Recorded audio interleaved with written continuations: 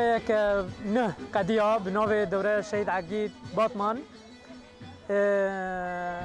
قاسی 26 اندام تبلیغ پرورده بون پرورده در عالی سیاسی و عالی عسکری و سپور فعالیت وات داتن مشاندن قاسی و مهک زیاده تر پرورده ده هر واری پراتیک ده تیم شاندن و پرورده سرکفت قضیه سری اساسی ام جمو اندام آرش همو